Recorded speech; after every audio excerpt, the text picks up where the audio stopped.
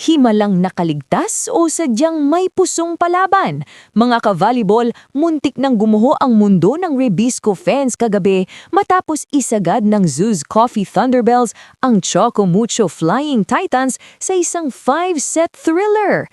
Akala ng marami, ito na ang katapusan ng kampanya ng Titans ngayong All-Filipino Conference, lalo na't hinarap nila ang kuponang nasa ilalim ng standings. Pero gaya ng lagi nating naririnig, bilog ang bola. 21-25, 25-22, 13-25, 25-11 at sa huli, 15-11. Isang dikit na laban na muntik ng madingman siya sa karir ng Flying Titans. Sa videong ito, hihimayin natin kung paano na itawid ni Sisi Rondina at Maddie Madayad ang knockout win na ito at ano ang kailangang ayusin ng team bago ang krusyal na laban nila kontra Akari.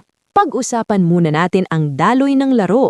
Hindi ito ang Choco Mucho na inaasahan natin. Sa set 1 at set 3, kitang-kita ang paghihirap ng Titans sa kanilang reception at floor defense. Doon sila nabulagan ng Zeus Coffee. Si Riza Nogales at Thea Gagate naging pader sa gitna.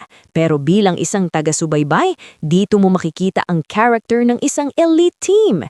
Noong set 4, doon nag-iba ang ihip ng hangin. Mula sa nakakahiyang 13-25 loss sa third set, bumawi sila ng 25-11.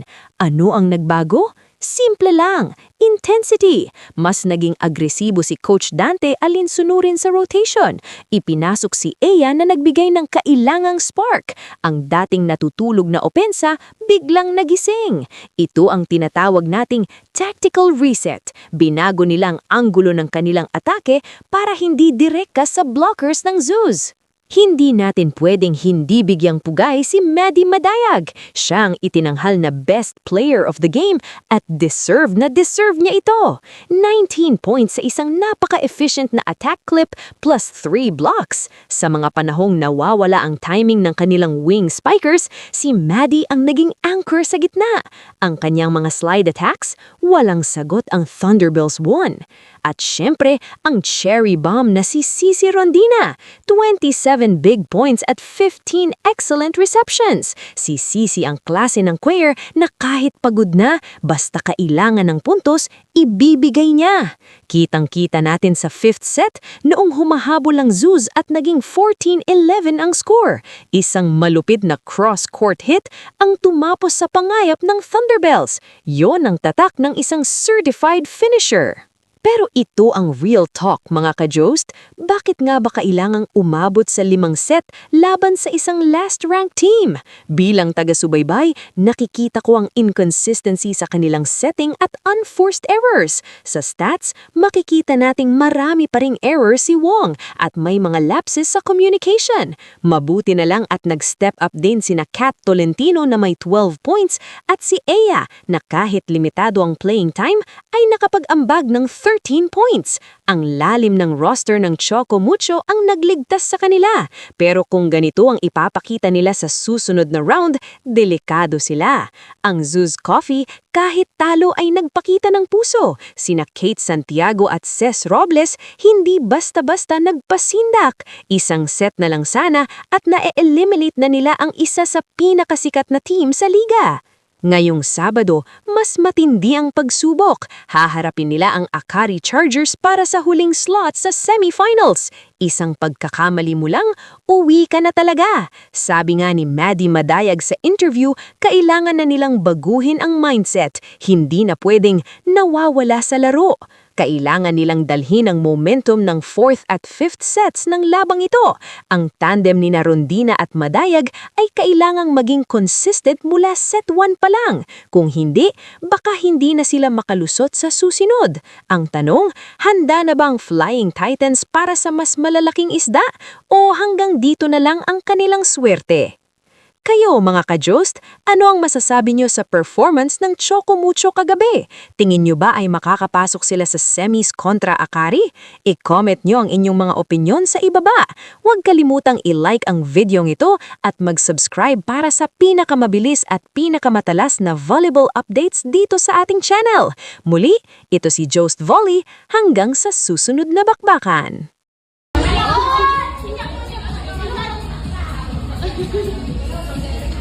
Ayan, nagmamassage ka. Tanong, babe. Tanong, pare, di mo.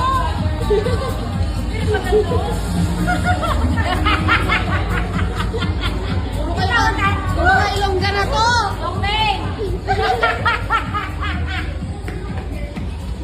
Bakit kita mo yung nails? Tingin na. Ay, di ba? Kaan mo na ganito ka?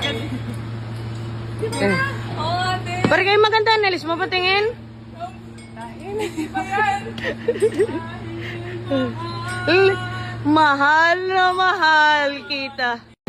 Barikay focusing. Barikay. Morning. Oh, ayan yung may-ari. Oh, chismis ng chismis. Pa-video daw, video. Working. Ay, taray. Ito na, Sisi. Guys, damihan niyo pa yung pagbibigay niyo kay Buding kasi nililibre niya kami dito.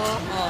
And ayun, sana araw-araw naman bibigay mo ha.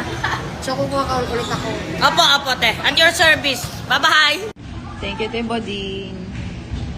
Push na.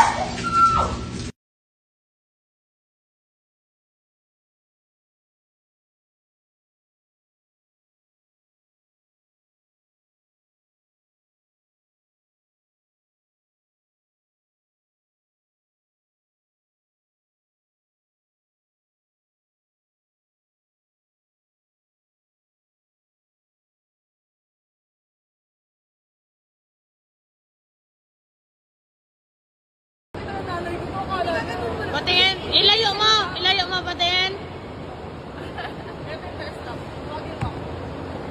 MVP. Ha? Erica.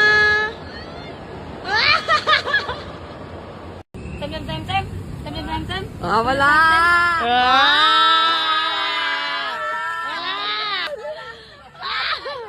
Yama! Akala ko ay gaganon niya.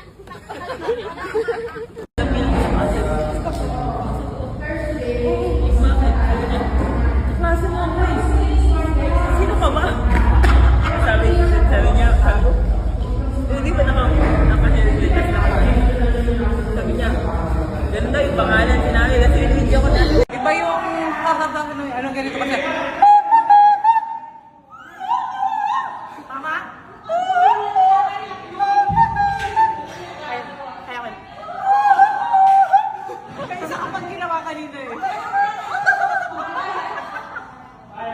Tama naman diba guys? I-compare mo kung sino mas magaling sa amin dalawa.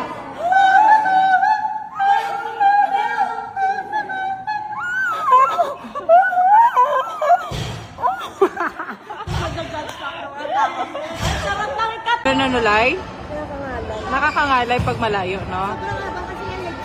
Versus effort. May effort? Mali yung kanya. Ay, sinong mali? Bakit? Sinong sagad? Sagad. Dapat sagad daw, te. Isagad mo nga daw, te. Paano ba yung sagad? Yeah! Paano?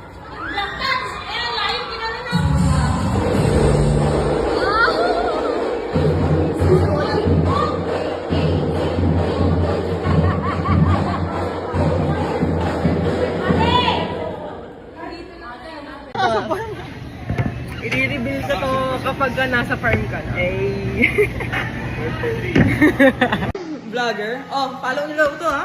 Tiara, follow nyo to. Tiara, yung ano naman, yung hindi labag sa loob mo. Hindi nga. Oh, okay. Hi everyone! Oh, follow nyo daw siya. Si Buding! Ayan, Ara My Loves ko yan. Ako talaga yung jowa ni Ate Ara My Loves.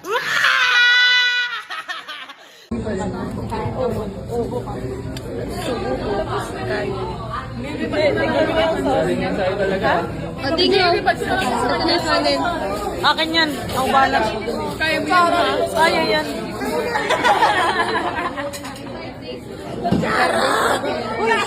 Ano ba to?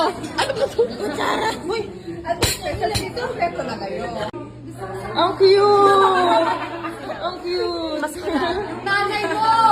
Anong ginagawa ng nanay mo? Magbunting na rin na, be.